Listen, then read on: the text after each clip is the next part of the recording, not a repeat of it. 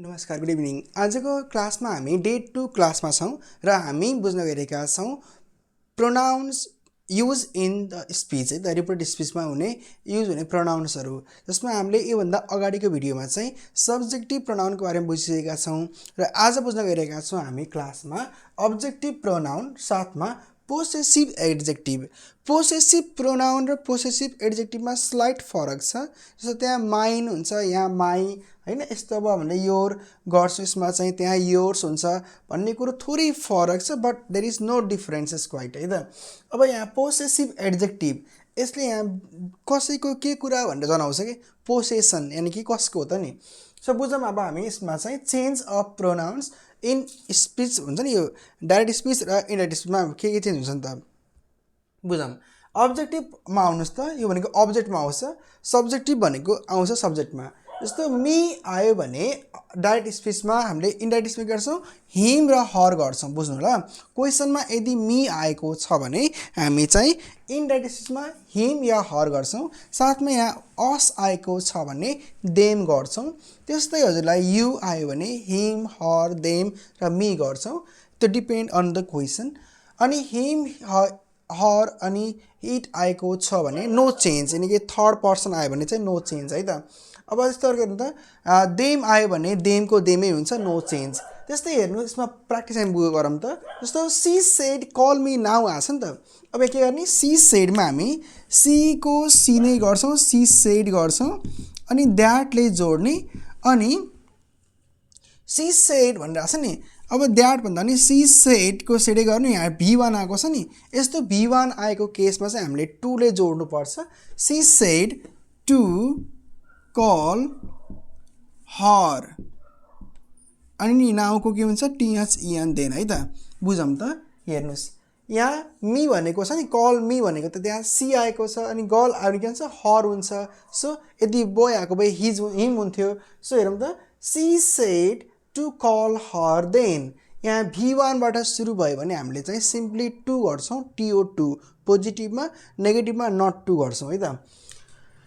Hee said to me I see you भनेर छ नि। सो के गर्ने, ही सेड टुको टोल्ड गर्छौँ, हामीले पढेका छौँ डे 1मा, याद गर्नु, told me that.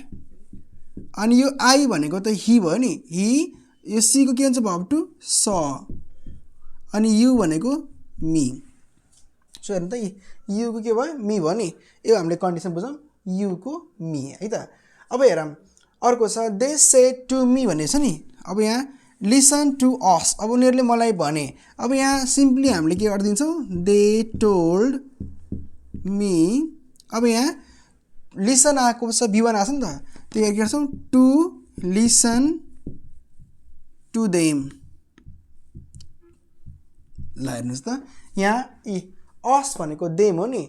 So they told me to listen to them, अथवा they ordered me to listen to them. यो लिसन टु अस भनेको जे छ त्यही गर्ने हो, असको देम हुन्छ, यो कुरा याद गर्नु, है त। अब बुझौँ पोसेसिभ एड्जेक्टिभमा, यसमा माई आयो भने हिज र हर, आवर आयो भने दियर, योर आयो भने हिज, हर, दियर, माई, हिज, हर, इट्स आयो भने हिज, हर, इट्स नै हुन्छ, दियरको दियर चाहिँ हुन्छ, नो चेन्ज, है त। बुझौँ, सबिना, सबिना सेड, अनि द्याट गर्ने, है त।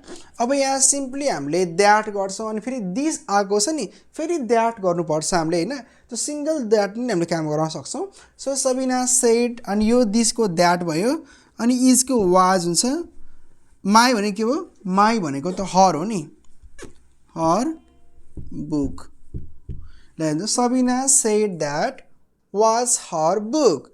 अब Sabina said that was her book पनि गर्न मिल्छ, तर यहाँ के छ, सबिना सेड दुईवटा द्याटबाट हामीले एउटा सिङ्गल छौँ, द्याट वाज, है त। द्याट इजको वाज भयो, वाज हर बुक। हेरौँ, रबिन सेड टु मी भनेछ नि। अब यहाँ रबिन टोल्ड मी। अब यहाँ गिभ भी1 आएको छ, के गर्ने, टु हुन्छ, टु, अनि गिभ मी भनेको छ नि। हेर्नुहोस् त, मी भनेको आयो भने के गर्ने हामीले, मी आयो भने हिम र हर हुन्छ नि, याद गर्नु। सो टु गिभ हिम अनि योर के रहेछ योर आयो भने माई हुन्छ नि माई पनि हुन्छ to give him my pen ल हेर्नुहोस् त Robin told me to give him my pen यसरी बुझ्नु साथमा हेर्नुहोस् त ही आस्क्ड